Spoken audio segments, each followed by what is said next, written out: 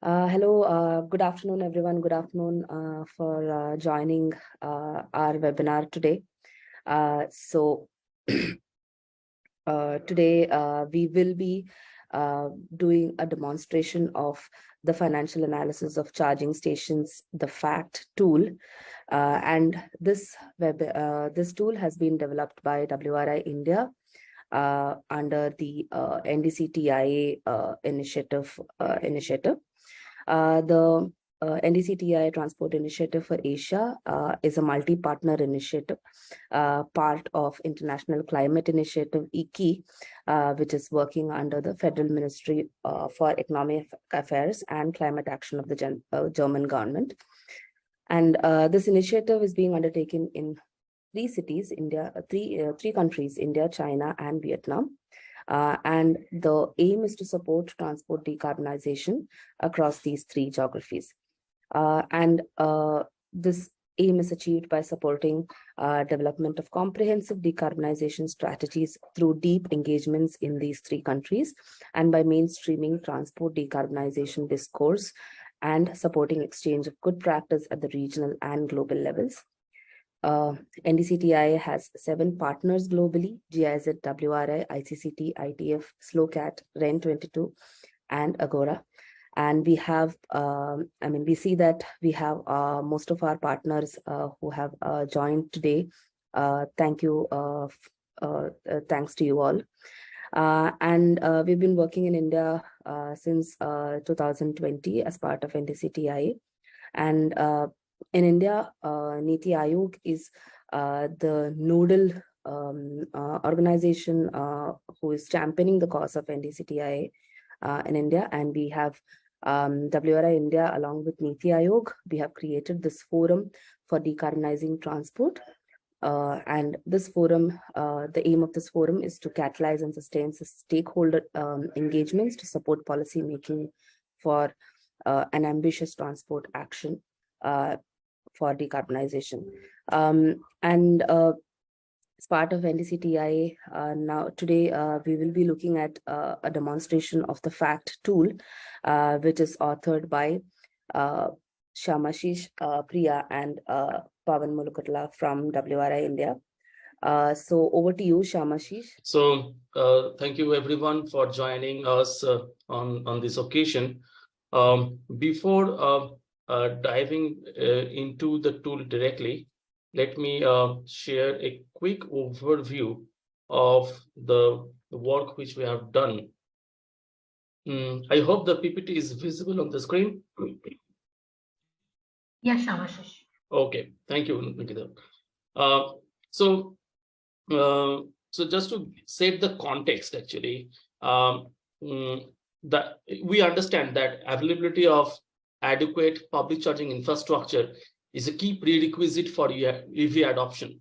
However, perceived high upfront infrastructure investments, difficulty to access land and electricity at affordable rates, and other implementation-related challenges are hampering on-ground charging infrastructure rollout. To overcome these odds, we understand that active involvement of landowning agencies, electricity distribution utilities, financing institutions, and the government at all levels is very much necessary. However, limited understanding of the project financials poses a major challenge in this regard.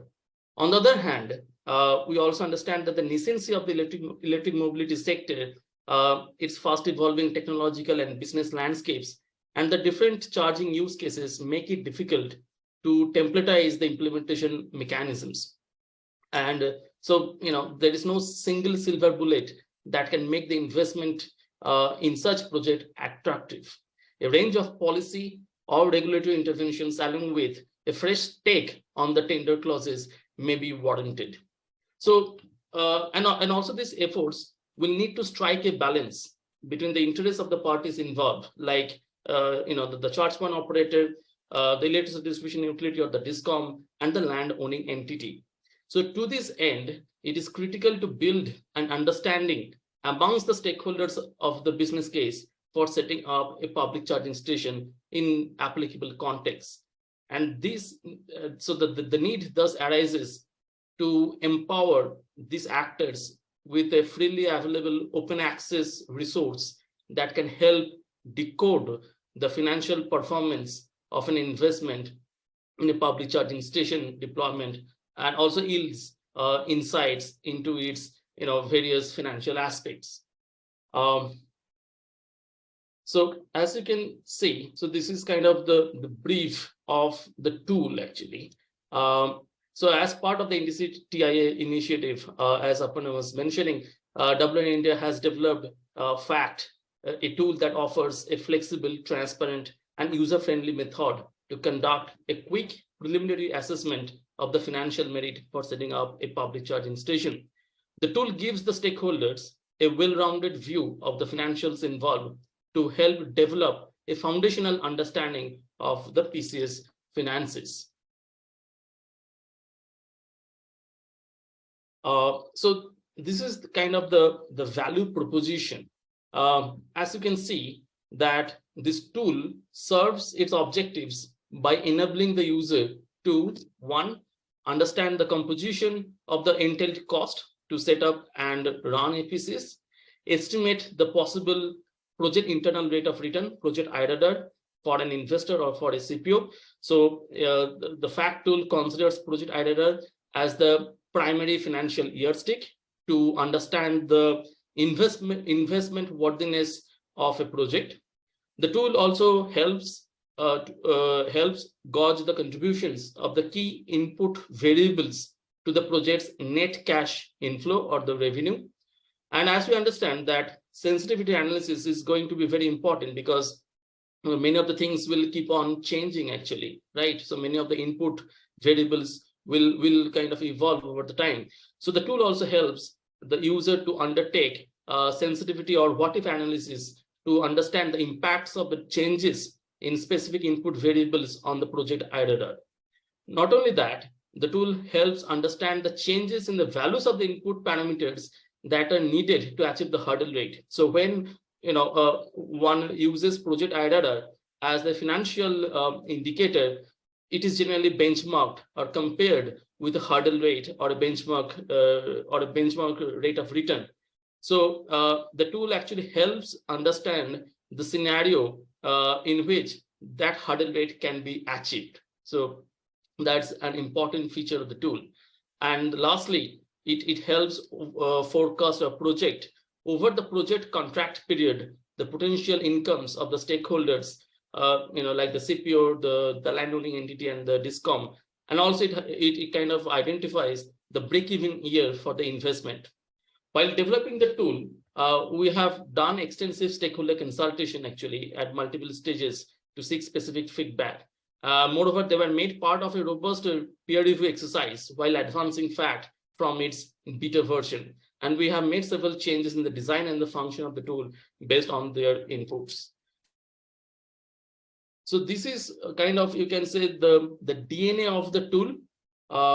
So this figure essentially shows how the broad logic of the tool works at the back end of the given input and output pages, and how it links the different input and output parameters. So we will go into the details during the demonstration. So on your screen, you can find this QR code. So you can access the tool by scanning the QR code on your screen. Before I conclude this presentation, I would like to highlight that it is important to bear in mind that for in-depth financial analysis of such an investment, the use of more extensive calculations using a suite of financial indicators is highly recommended.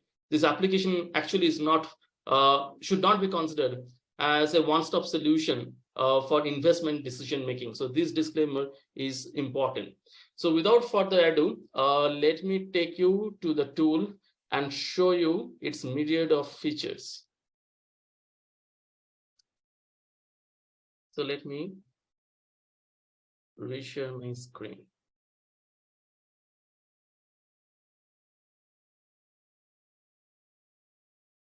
Yeah, I hope the Excel is visible on the screen. Yes, sure. Great. So this is the landing page of FACT. And as you can see, On this page, you can get all the important details about the tool. One thing, please remember that when you are opening the Excel file for the first time, you may have to enable the macros, because a lot of macros, a lot of algos have been applied in the tool. So Microsoft Excel may prompt you to enable macros actually. So without that, you may not carry out the operation. So this is the user guide sheet. So you can have the description of the tool and the instructions on how to use it. The tool comprises of a number of input pages and output or result sheets. I will show those sheets shortly. So the input pages are where the model is fed with required input data, whereas the output pages display the corresponding results. The tool uses majorly 4 categories of data: technological, operational, financial, and regulatory. So it is quite comprehensive. And these 4 sets of data are captured by the tool in the form of 2 user input sheets. So one is the user inputs that are very context or case specific, and hence must be provided by the user. Fact requires a limited number of such inputs, which makes the tool quick and easy to use. And then there are the preset input sheet.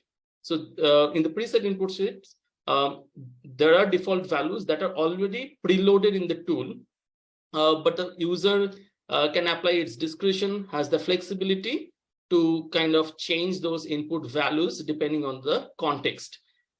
So for such parameters, the user doesn't have to necessarily collect the data and provide, unless those default values must be replaced with new inputs. So let me start the demonstration right away. So there is the start button at the bottom of the landing page or the user guide page.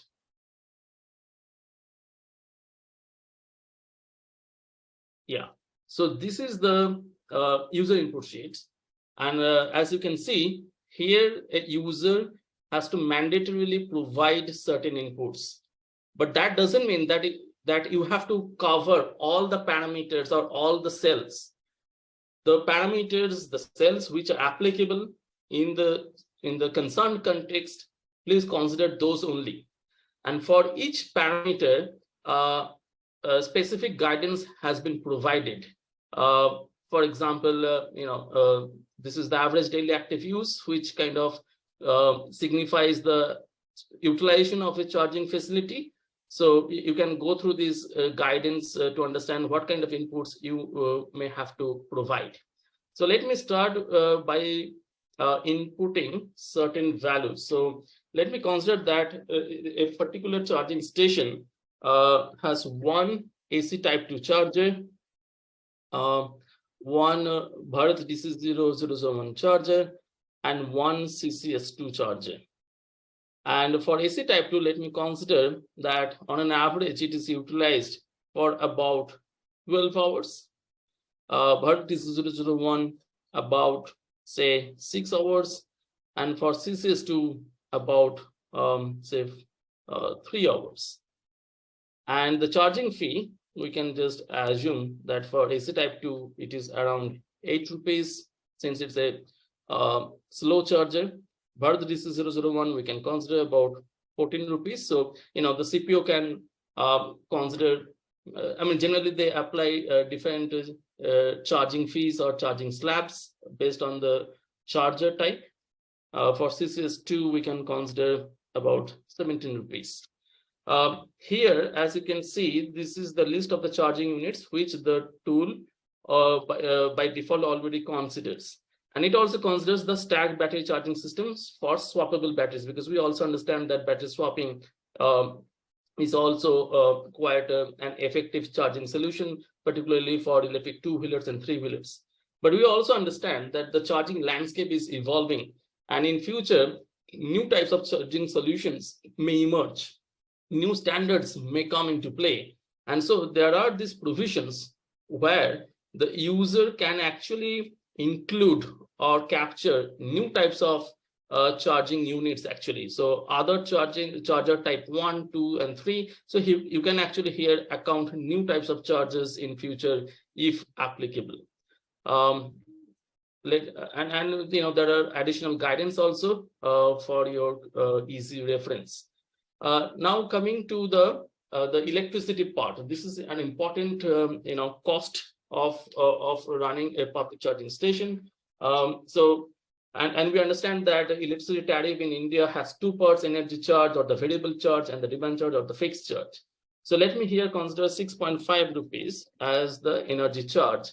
And one thing I should highlight here, that while considering the energy charge, please consider the landed cost or the all-in rate of electricity tariff. So that should be inclusive of all the taxes and other state levied charges.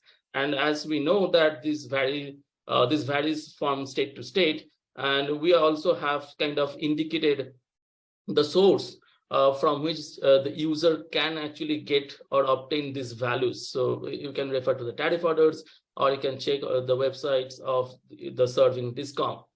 For demand charge, let me consider here 300 rupees per kVA per month.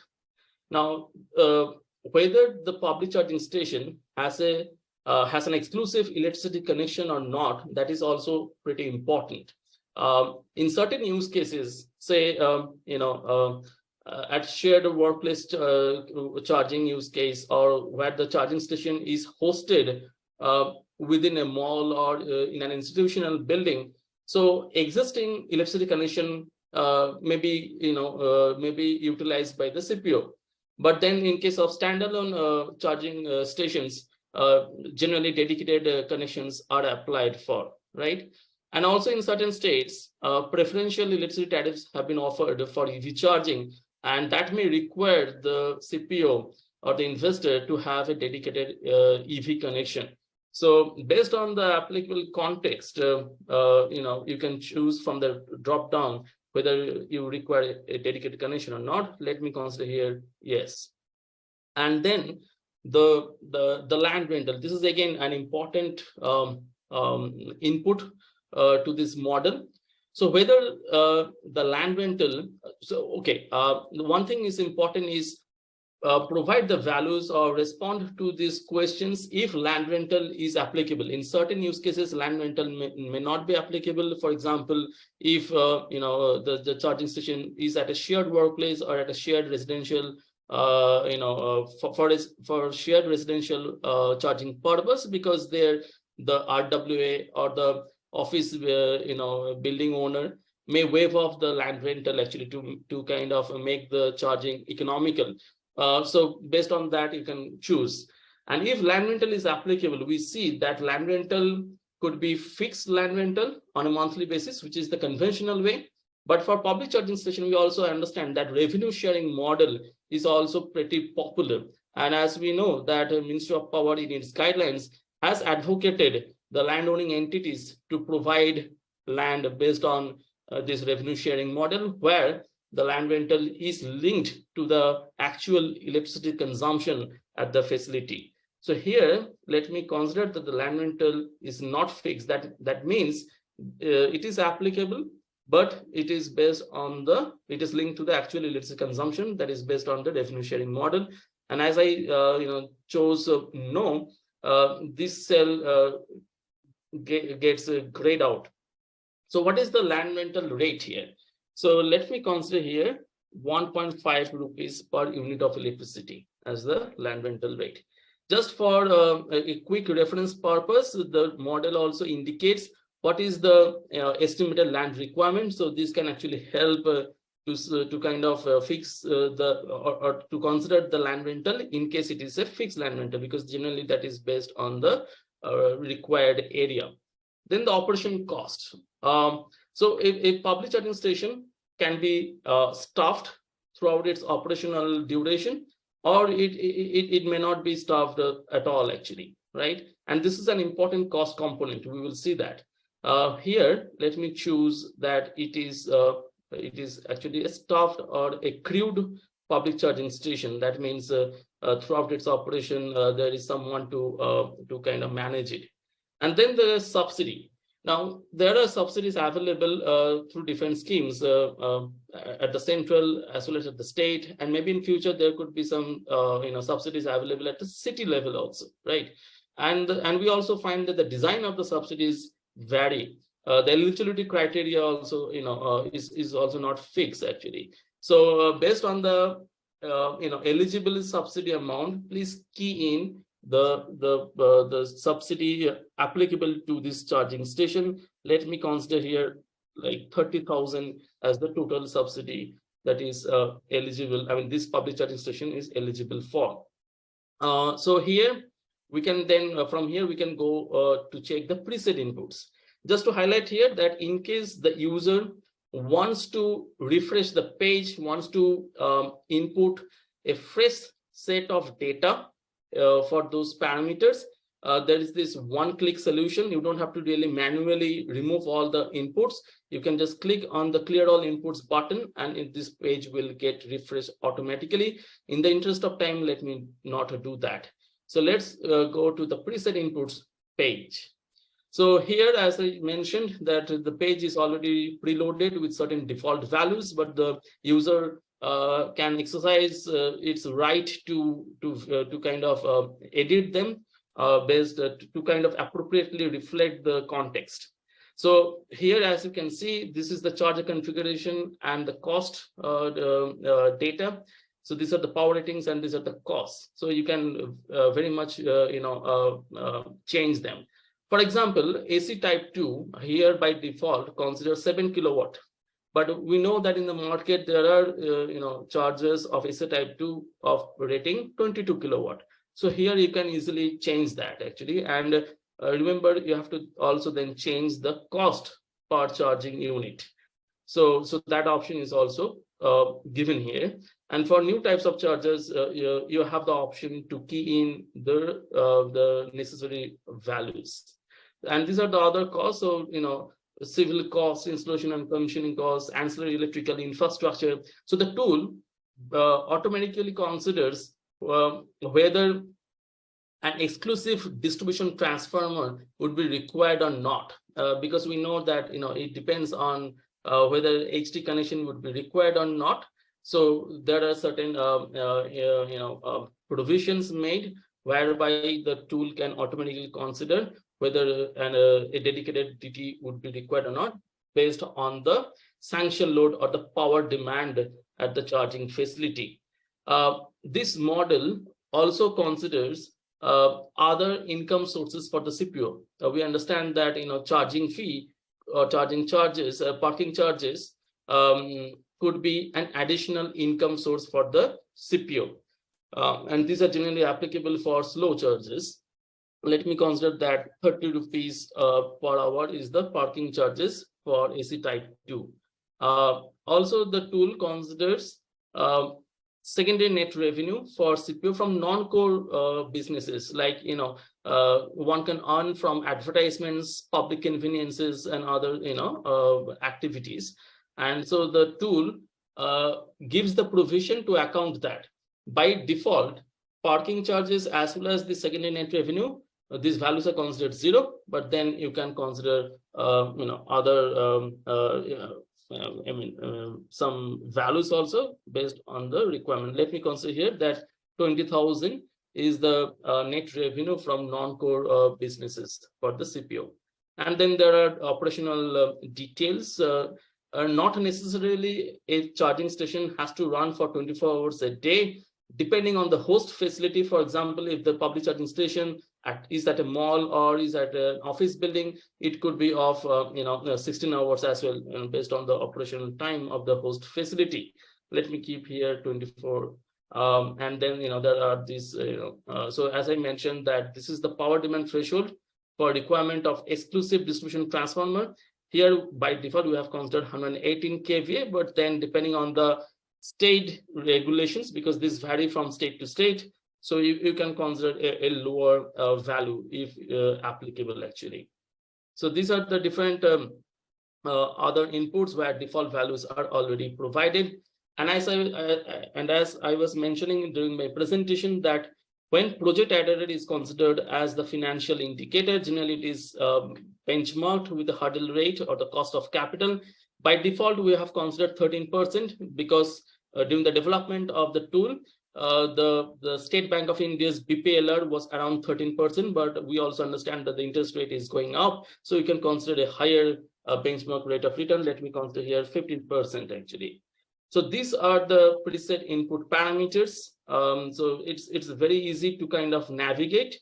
And if the user wants to restore the default inputs, revert to the default values, there is this one-click solution also. You don't have to really memorize. So just click on the restore default inputs button and restore the default values will automatically get populated. Let me not do that for this case. Let us go straight to the results section. So this is the first results page where one can get an impression of the cost composition, because this is the first information which an investor or even a policymaker would like to know, like what is the entailed cost and what are the cost components actually. So on the left hand side, you can see the project cost breakup. So these are the major cost components: capital investment, cost of electricity, rental, and other O&M costs.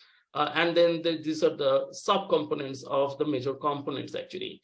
And this column shows the cumulative cost of the component over the 10-year project period. Please mind that.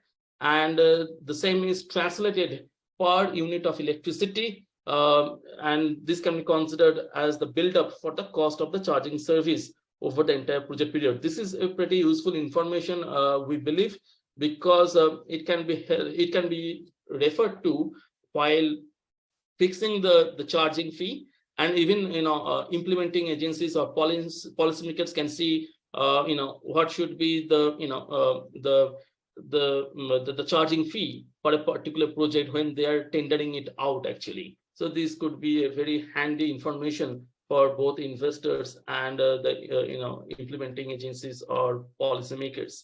And the same is kind of represented below graphically. So this is the sunburst diagram. So you can see the shares of the different subcomponents. So these are the subcomponents, and these are the components actually, major components of the total project cost. So we can see what is the kind of relative share of the different costs. And on the right hand side, you can also get an idea of the operating cost, because while we were actually showing the beta version of the tool, there was suggestion that if this cost component can be shown separately, because it varies over the year. So here you can see this is the cost of electricity, land rental, other O&M costs, and this is the total operating cost actually over the time period. The same is shown graphically. As we can see here, cost of electricity is a major recurring cost for the investor, followed by other O&M costs. So this is important because remember, the operator cost, because of the requirement to staff or crew the facility, the cost is quite considerable actually across the time period. Rather, land rental doesn't have a major bearing because we have considered the revenue sharing model at a rate of rupees 1.5 per unit. So this is something very important, and this can be useful while designing a particular tender for tendering out the public charging infrastructure projects actually for rollout. Let me then take you to the project editor and the sensitivity analysis results page.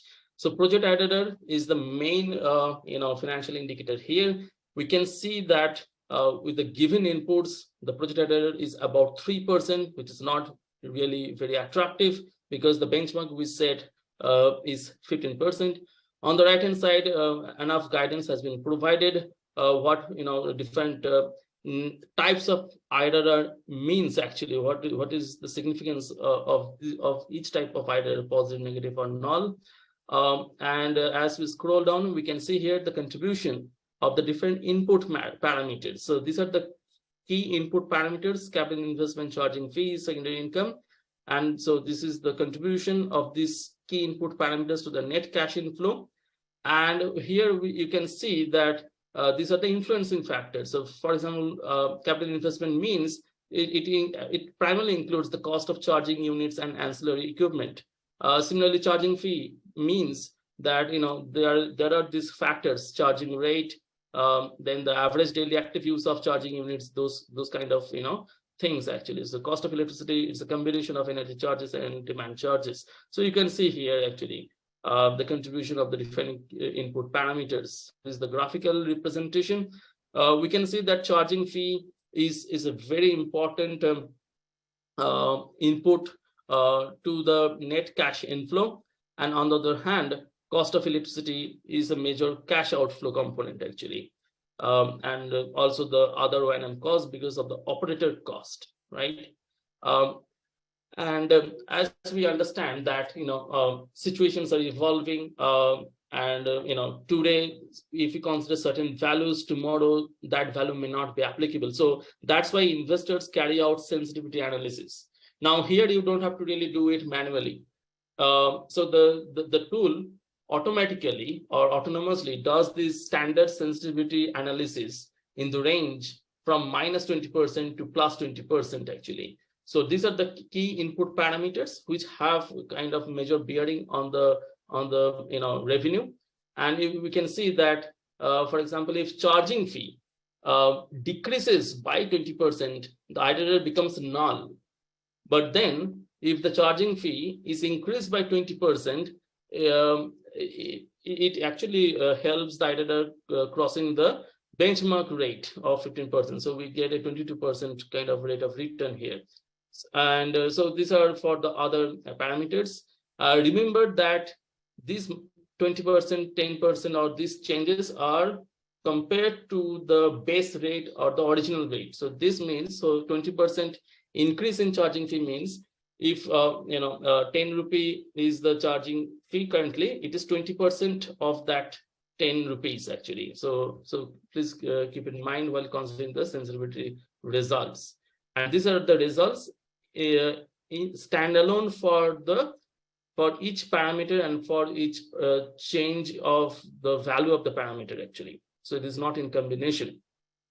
Now let me take you to the revenue profile, because that is also an important output from this tool. As I was mentioning, that it is important to strike a balance between the interests of the different parties involved, primarily the CPO, the landowning entity, and the DISCOM. So from this page, from this results page, you can see the revenue profile for each type of stakeholder. So this is the gross revenue for the CPO, this is the net cash inflow for the CPO, this for the DISCOM, and this for the landowning entity. And the tool automatically highlights the years where the net cash inflow becomes positive actually, that is the break-even is achieved. So the break-even years are automatically highlighted in green. So from year 3, for example, here the CPO is gaining a positive return, and the same thing can be actually noticed from the graph below. So here we can see that this is the line diagram which kind of represents the net cash inflow for the CPO. It crosses the zero axis at in year 3 actually. So yeah, so this is kind of the revenue profile. Now coming to the solver feature of the tool, this is a very interesting feature of the tool. So as we can see in this case that the base case project iterator considering the given inputs is 3.23%, and this is lower than the hurdle rate or the benchmark rate of return or the cost of capital. Now this tool has this one-click solution for the user to help understand the scenario in which the project can achieve this benchmark rate. So you don't have to really carry out a lot of iterations. The tool will autonomously will do the simulation actually in the background with this one click. Let me show you. It may take a bit of time because the simulation does take a bit of time because it does some iterations in the background. Certain boundary conditions have been applied also so that non-practical results do not come.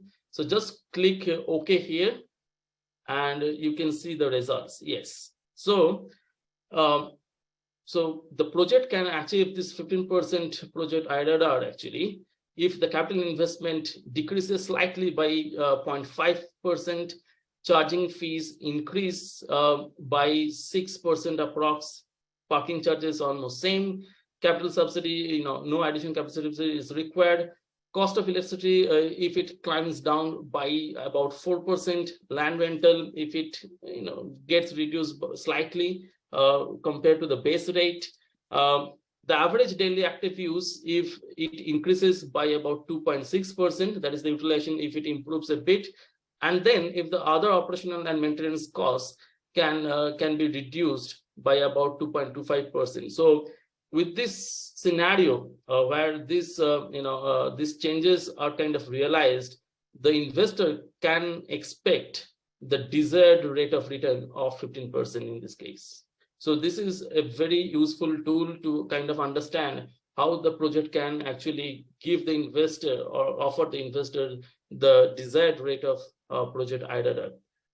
So there is this button also to restore, to go back. Let me do that. So the page will get refreshed and we are back to this 3.23%. Now, on this page also, the user can carry out sensitivity analysis or scenario analysis beyond the standard sensitivity which we have shown in the project IRR page. For example, here, so there we have considered minus 20% to a plus 20%. If somebody considers like, okay, 12% increase in charging fee, then what would be the impact? See, it already increases, it already reaches 15%.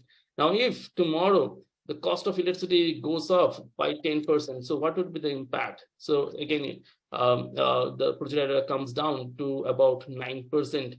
If land rental, because currently we have considered a very attractive land rental rate of rupees 1.5 per unit, tomorrow it may not remain the same actually. So if we consider that if the land rental increases by say 15% actually, which is not really accounted in the standard sensitivity analysis, because there we consider minus 20%, minus 10%, plus 10%, and plus 20%. And we can see that land rental, because of the land rental increase, the project decreases further. So here you can carry out sensitivity analysis or scenario analysis based on your requirement. So yeah, so this is all about the tool. And then there are these input data table where you can actually have more details about the different input parameters. So the what sources we have considered for the default values and why those parameters are important. What is the rationale of considering those parameters that we have actually explained in the input data table. And then in the output data table, we have explained what are the different results which are actually available on this tool actually. So here you can get details of the different outputs. So yeah, so this is kind of the the function of the tool. Hope you like the different features of the tool, and hope you find them really beneficial. Please go ahead and try them and share your feedback. So I will stop here, and if there are questions, I would be happy to respond. So let me check the questions. Anything? Nikita, is there any question which you can see? No, not any question, but I request panelists to ask questions. If they have any queries regarding the tool, please go ahead and raise your hand.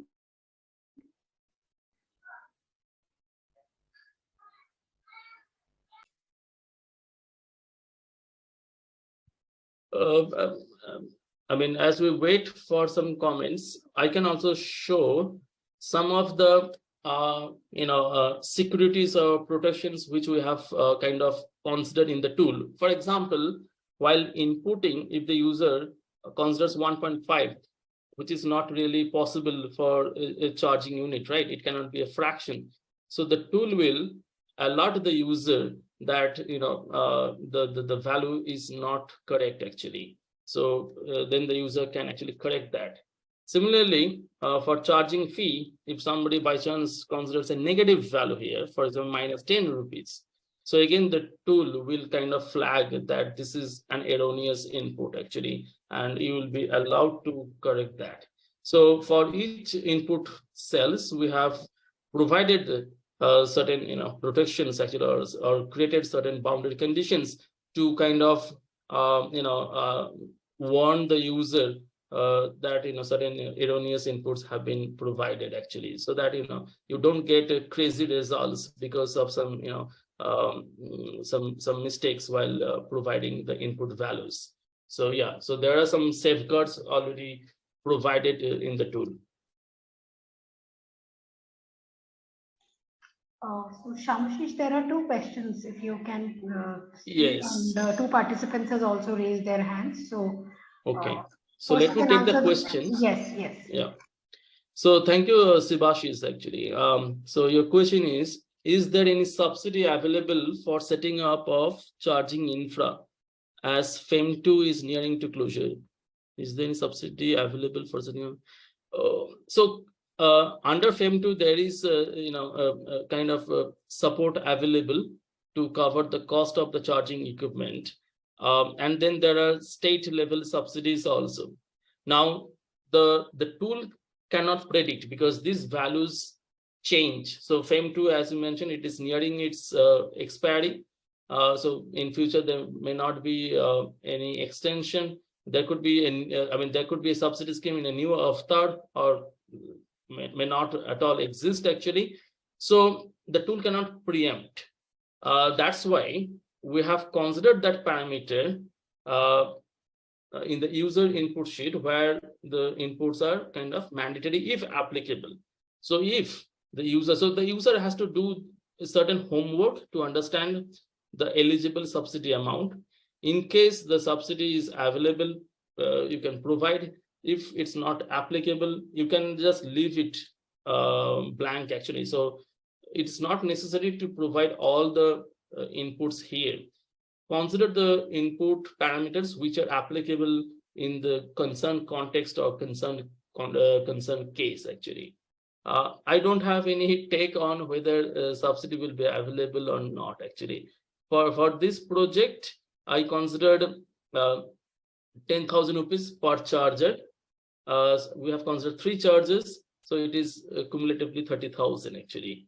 But yeah, I have to actually go into the details of the FEM2 criteria, whether for this public charging station this 30,000 is applicable or not. So I haven't done that thing. It's just an assumption I considered.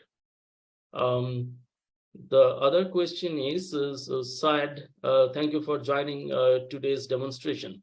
So your question is, can we shed some light on the electrical capital investment? Yes. So let me take you to the cost dissection page. So in the cost dissection page, you can get a sense of the share of the ancillary equipment. So this is the electrical equipment majorly actually. So this cost you can get from here, and also what it really means per unit of electricity dispensed. That idea also you can get from this table. This is so from the sunburst diagram also you can understand what is the. So this is the total capital investment, and this is the charge equipment. This small part is actually for the ancillary equipment actually. So in this case, it's not that much, and the exact value you can get from this table actually. I hope it answers your question. Shamshish, there is just one more question from Saad. Is there a way to carry out sensitivity analysis using charger utilization percentage? So in the beta version, we considered charger utilization as an input parameter, but then we got feedback that it could be cumbersome for a user to deduce the charger utilization percentage. Instead, it would be helpful to allow the user to provide the daily active use of the charger. So that's why let me show you here. So this is the average daily active use of the charging unit in year 1 of the operation, because we have already done some kind of escalation over that. So this is the number of hours per day a charging unit is expected to be in use. So this is actually the charger utilization. Now, in the standard sensitivity analysis section, the tool autonomously does the sensitivity analysis. So you mentioned charge, yeah, so this one. So this is the result which you were looking for, I think. So this is the sensitivity of the charger utilization.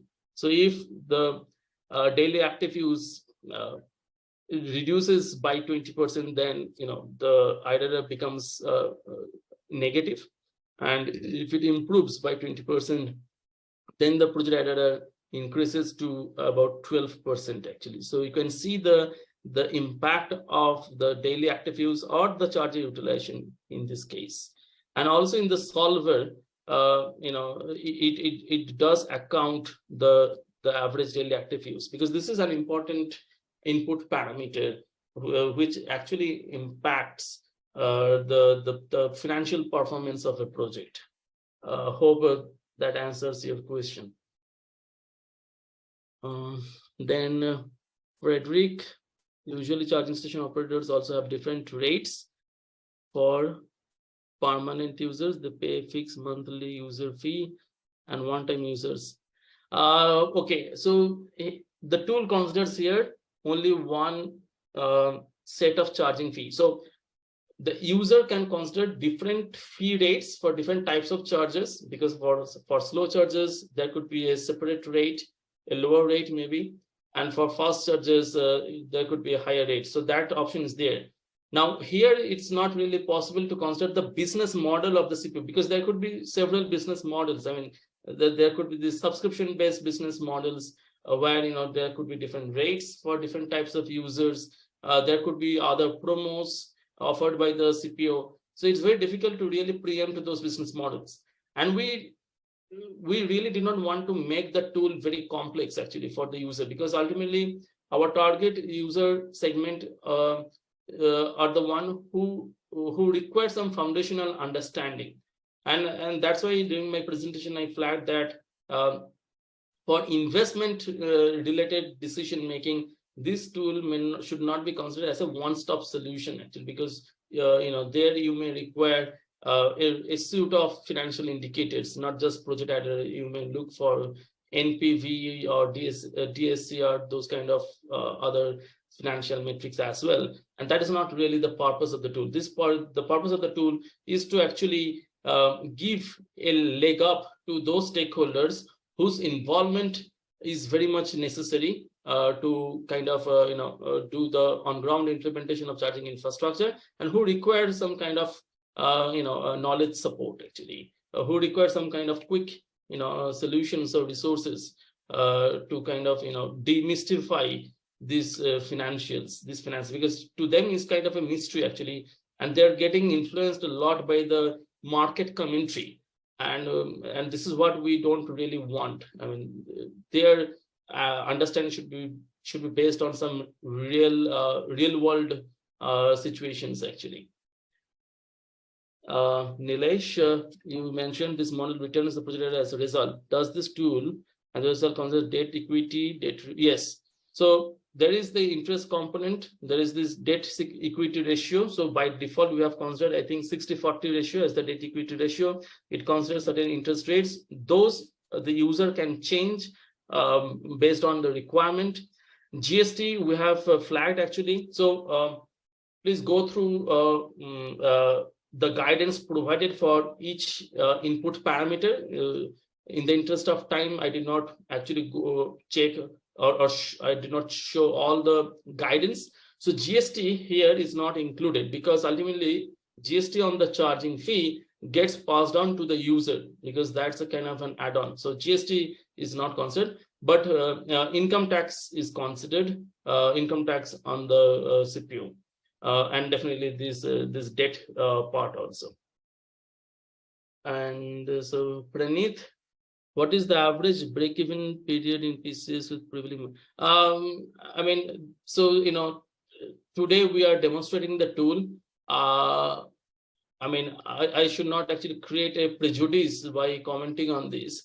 So the break-even period, to be honest, it actually depends on the context. So in certain, so to my knowledge, in certain situations, the break-even is pretty short. It could be even in the second year actually. But in certain cases, actually, the break-even could be like beyond the project contract period of 10 years, actually, because it depends on the land rental rate, it depends on the electricity tariff, it depends on the type of charger, actually, and their utilization. So there are so many factors. So it's actually difficult to kind of suggest an average break-even period in case of pieces, because this is very case specific or context specific. How we set pre-input. So you just have to select a cell. For example, the way I showed, for example, the hurdle rate. So initially it was 13%. Okay, let me show you how to really go back to the default inputs. So it's just one-click solution. The page will get refreshed. Yeah, it's taking time because I'm sharing my screen, I guess. But I'm pretty sure in your case it should not happen. Yeah, see, 13% is back. So I changed that. So you just choose this cell, type 15. Or if you want to choose a lower hurdle rate, you have the option. So let me consider 10%, for example. So all these input values can be changed, but while changing, please consider the context. Because already we have considered certain sensitivity analysis, which does account to those possible changes. But yeah, the user has the option to choose parking fees. For example, here earlier I considered 30 rupees per hour, and net revenue, I think I considered about maybe 20,000 rupees. I don't remember exactly. So those changes you can definitely take into account. Okay. Sanjay, the scenario varies for different states. Is there an option to select the state? Option no, because this tool is not really connected to one resource, because in our country there is no one source or one resource which compiles all this information, like what is the subsidy available there, what is the tariff applicable, and even the regulations actually vary a lot. For example, if the PCS is set up inside a mall and it is using an existing electricity connection, so the commercial rate will be applicable to the PCS actually. But in case the PCS manages its own electricity connection, applies for its dedicated connection, and if the state offers any EV tariff, then the EV tariff will be applicable. So it is very case specific. Even if you select one state, it depends on the condition actually. So it's not like one size fits all kind of approach will be applicable. So rather we should avoid one size fits all approach, because that may actually throw erroneous results actually.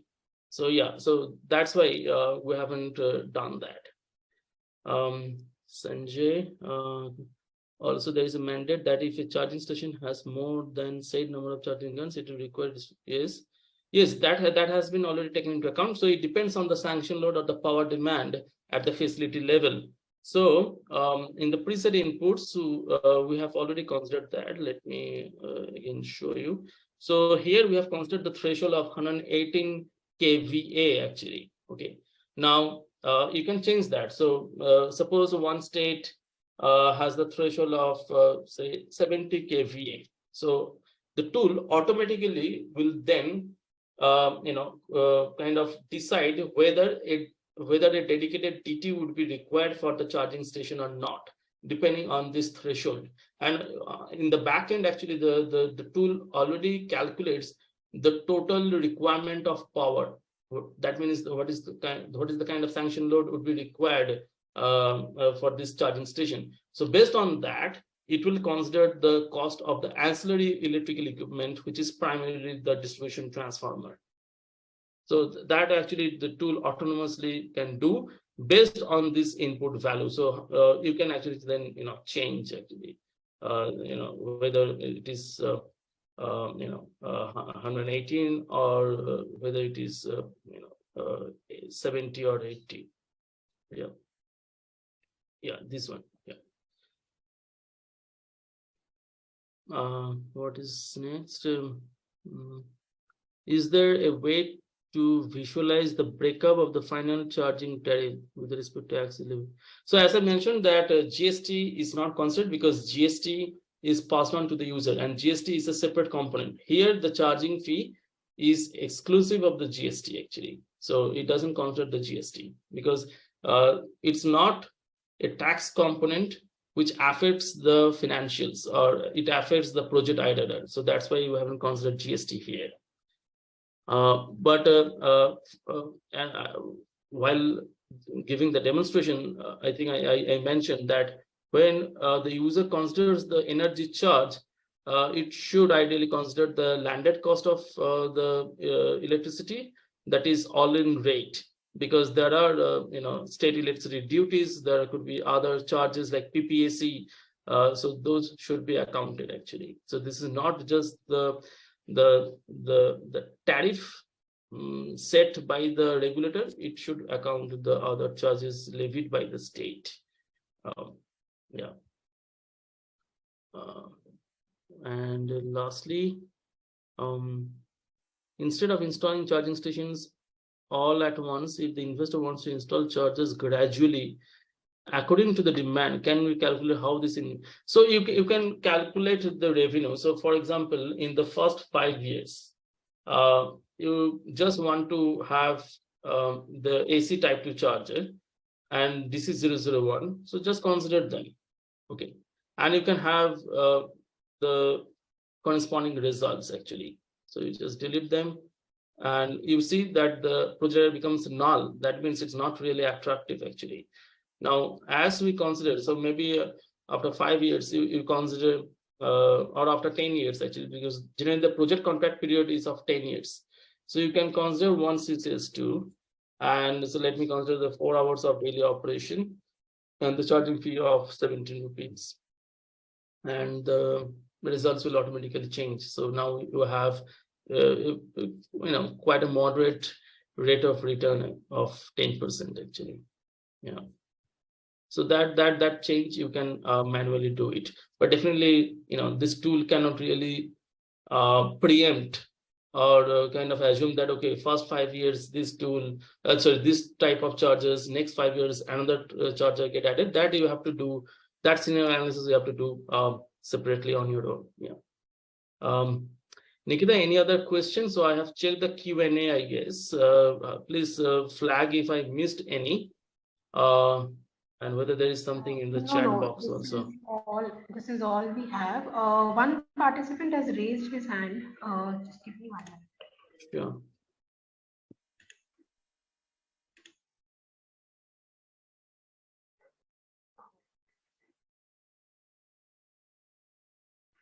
Let me check if he has. Hiren has raised his Someone hand. has asked that requesting if he could share this tool. So yes, we'll be sharing the recording and link of the tool. Yes, yes, Hiren has his. Let me just give him talking rights. Or Hiren, you can actually type your question in the Q&A box if it helps. I have also given him access to talk, so if he can ask his question. Okay, Hello? sure. Yes, Hiren. I'm audible to you, sir? Yes, absolutely. Sorry, actually, I'm not able to chat, so that's why. My question is, if we have a multiple charging stations in multiple states, right? So there are a different tariff rate, I can say, in a different state. So how can I select a charging rate in these tools for multiple chargers? For multiple charges, you can. So this is a public charging station with multiple charges. I think your question is if there are multiple charging stations at different locations in different states, right? Yes. So here, so the project, then you are considering multiple projects. So here one project is one public charging station. Now, if you, so this is at a facility level, this understanding, okay, or the purpose of using the tool. Now, if you want to account another charging station, say located in state 2, then you have to actually rerun this tool. So many of the values may remain same, but the values which vary with state, for example, the energy charge. So here we have considered 6.5. In that state, it could be 8 rupees actually. And maybe there is no EV tariff. It's only the commercial tariff which is applicable. So you may have to consider the commercial rate. And also, demand charge may also vary actually. So here we have provided certain guidance how to even, obtain the information actually. So that we have tried our best to provide the information. But yeah, I mean, there is a certain part of the, of this exercise where the user has to do certain homework because, India doesn't have this one resource where all this information is available, right? And this information keeps on changing actually because the regulator often revises the tariffs as part of their tariff setting exercise actually. So this is not really a static parameter. But one way you can still account those changes is by going through the sensitivity analysis. Because sensitivity analysis, the purpose of that is actually account the uncertainty of these parameters. Because these are the parameters which are kind of variable, kind of, right? So today the cost of charge equipment could be 1. With economy of scale, the charging equipment cost may come down actually in future. And with indigenization, the cost may also come down further. Similarly, capital subsidy may not exist tomorrow actually. Land rental, it may not be so attractive, or it could be more attractive actually. So it could be that all landowning entities, they provide the land based on this revenue sharing model, which is really good actually for the investment. So there are actually, and also, for example, this average daily active use with, with more EV penetration, with more EVs on the road, one can actually realize, more utilization of the charges. So these are actually very important parameters. They keep on evolving. And that's why sensitivity analysis is so useful in such kind of analysis. But for the tool, it becomes very difficult to preempt actually what charging fee would be applicable in one state, and it could be that tomorrow the energy charge changes actually, and those changes could be quite drastic. So the user has to do certain homework, if I say. Okay. Thank you for attending today's webinar. Nikita, anything else? Any raise of hands or Q&A? Just wait, someone has raised his hand.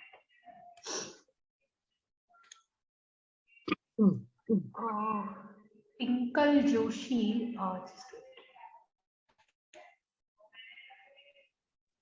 Yeah, I'm audible now.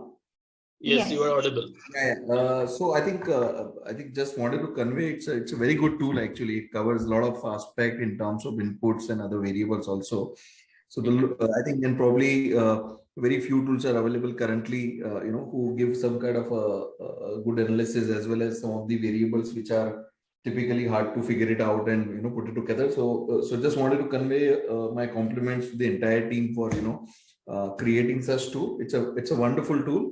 I think it covers a lot of very minute aspects also. So I think my compliments to the entire team for creating and showing us the demo today.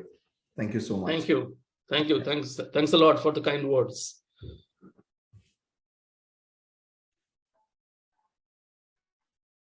Nikita? So yes, no questions. So if anybody has any questions, otherwise we are going to share the recording of the demonstration along with the link where you can access the tool as well as the technical note, which is a hands-on guide that will give you more information about the tool. And Thank you. So I think Shamashish, we can wrap up now. Just before closing, I can show you this feature, which I did not in the interest of time. So I mentioned that the user can, refresh the user inputs page. So one doesn't have to really manually refresh. So this is this one-stop solution. So you click it and the page will get refreshed. It's taking a bit of time because I'm sharing my screen actually. Yeah, see. So you have a refreshed page, so you can key in a new set of input values. And also, this tool, as Nikita was mentioning, is complemented by a technical note, as you can see on the screen, hopefully. So please go through this technical note. It is kind of the DNA of the tool. It captures all the possible dimensions of the tool. It will help in troubleshooting also if you face any issue, and it has a lot of details on the on the algorithms. So it is actually what is really working behind the curtain. So those details you can actually fetch from this technical note. So please go through this document as well before you become a pro at using this FACT tool. Yes, so that's all, Nikita. And again, thank you for joining today's webinar on the demonstration of FACT. Please go ahead and test this tool and share your feedback. We would love to hear your inputs. Thank you. Thanks a lot.